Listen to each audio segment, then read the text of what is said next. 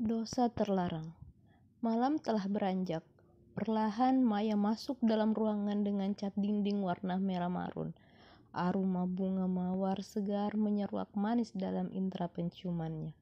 Spray dengan warna senada membuat kamar hotel bintang 5 itu tampak semakin indah.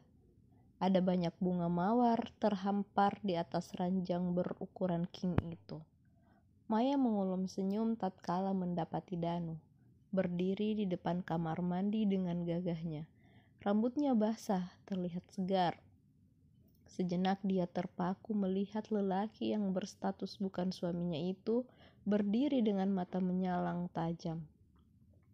Tatapan matanya tak ubah bagai serigala yang siap mengoyak mangsa.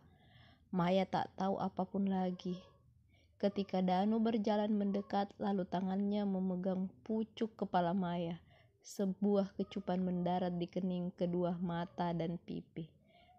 Pelan tangannya terulur merengkuh tubuh Maya dalam pelukannya. Dia mengangkat Maya ke atas ranjang berukuran king. Deru napas Danu terdengar jelas. Maya memejam mata. Hari ini dinding kembali bersaksi terjadinya dosa besar antara dua anak manusia yang berhasil masuk dalam jerat nafsu tak terkendali. Terima kasih untuk malam ini. Aku tak tahu bagaimana hidupku tanpamu. Seandainya bisa memilih, maka aku akan memilih mengulang takdir agar aku bisa bertemu terlebih dahulu. Bukan Airin, bisik lembut Danu di telinga Maya. Maya hanya tersenyum. Tenaganya sudah habis, bahkan untuk bersuara saja dia tak mampu.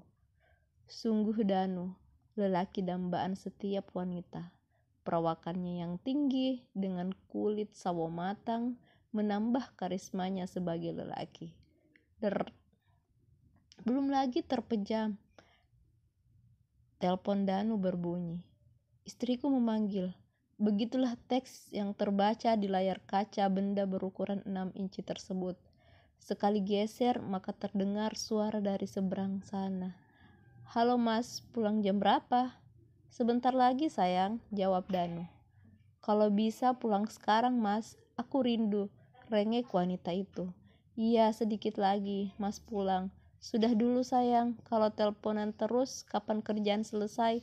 Danu memberi alasan. Hati-hati di jalan mas, ucap wanita itu penuh perhatian. Iya, I miss you, balas Danu, lalu menutup telepon. Tangannya kembali melingkar di pinggang Maya. Dia ingin istirahat sebentar sebelum pulang bertemu istrinya. Maya yang mendengar percakapan mereka tak bisa berbuat apa-apa. Dia sadar dirinya hanya selingan dikala Danu senggang. Bagi Danu, Aira adalah dunianya. Pulanglah, pemilikmu sudah menunggu, usir Maya. Danu pura-pura tak mendengar kata kekasih gelapnya. Dia sudah sangat tahu karakter gadis berbintang Virgo yang sedang dia dekap. Bagaimana tidak, mereka adalah teman sejak dari bangku sekolah menengah pertama. Sempat terpisah saat mereka diterima pada universitas berbeda kota. Kalau dulu mereka tak pernah bermimpi untuk saling suka, saling menyapa pun tak pernah. Beda saat mereka bertemu kembali. Kerjasama perusahaan membuat mereka mau tak mau harus sering bersama. Merasa tak direspon oleh Danu, Maya melepaskan tangan lelaki itu dari pinggangnya. Dirinya telah terbakar cemburu, lebih baik dia mandi dulu. Semoga setelah mandi perasaannya bisa lebih segar. Danu yang merasa Maya menjauh segera bangkit dari posisinya.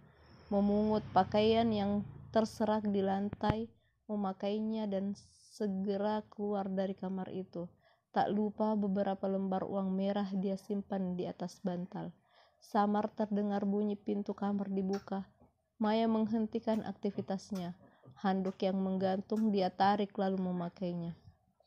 Melangkah keluar dari kamar mandi, dia melihat uang merah di atas tempat tidur, tambah membuat hatinya marah. Dia mengambil pakaian yang terhambur di lantai, memakai lalu meninggalkan hotel yang sering mereka gunakan untuk memasuki kasih. Bagaimana? Apa dia akan pulang? Tanya Bu Marni kepada menantunya. Airin tak siap dengan pertanyaan sang mertua. Baginya hal biasa bila Danu tak pulang, tapi kali ini berbeda. Dia tak mungkin berbohong kepada wanita berwajah tegas itu. Ibu mertuanya tiba-tiba saja datang tadi sore saat Danu masih di kantor. beralasan karena di rumahnya sepi jadi dia akan tinggal di rumah anaknya itu. Kok cuma tersenyum? Jawab kalau ditanya, ujar Bu Marni lagi. Iya Bu, katanya sebentar lagi. Airin menjawab dengan gagap. Apa memang dia suka meninggalkan kamu sendiri? Tanya Bu Marni. Lagi-lagi Airin hanya bisa mengangguk. Entah kenapa dia sama sekali tak bisa bohong kepada wanita berkarisma itu. Bu Marni yang melihat angkukan lemah menantunya merasa marah. Kurang ajar, dasar suami tak bertanggung jawab, maki Bu Marni. Rin, jawab yang jujur, apa Danu selingkuh? Bu Marni merasa ada yang aneh dengan anak lelakinya itu. Tak ada cara lain, dia harus mendengar semua cerita dari menantunya. Tidak tahu Bu, cicit Airin. Istri apa kamu? Suami jarang pulang, kamu bilang tidak tahu apa-apa. Jadi tugas kamu sebagai istri apa? Teriak Bu Marni. Hatinya dongkol, dia seperti ingin menelan orang. Bu, sudah ya marahnya, nanti darah tinggi ibu kumat. Mira, adik Danu bersuara. Tak usah ikut campur, Mira. Ibu tak suka jika punya anak dan menantu pembohong, potong Bu Marni. Baru saja Bu Marni menyelesaikan ucapannya, suara mobil Danu telah memasuki pekarangan. Mengetahui hal itu, Bu Marni kemudian duduk di sofa, tepat di samping Airin berada. Ceklek, terdengar bunyi kunci pintu terbuka dengan pelan. Suara langkah terdengar mendekat. Danu tertegun, tak menyangka kalau ibunya ternyata datang. Ibu, sejak kapan datang? Kok tidak bilang-bilang? Tanya Danu. Dari mana kamu? Tanya Bu Marni dingin. Dari kantor, Bu. Pelan Danu menjawab. Pembohong, sejak kapan orang berkantor sampai jam 2 dini hari? Bu Marni bertanya. Matanya menatap sinis anak pertamanya itu. Danu terdiam, tak menyangka akan ditanya seperti itu. Kenapa diam? Jawab tuntut Bu Marni. Besok saja bicaranya Bu, aku capek. Danu berusaha mengelak.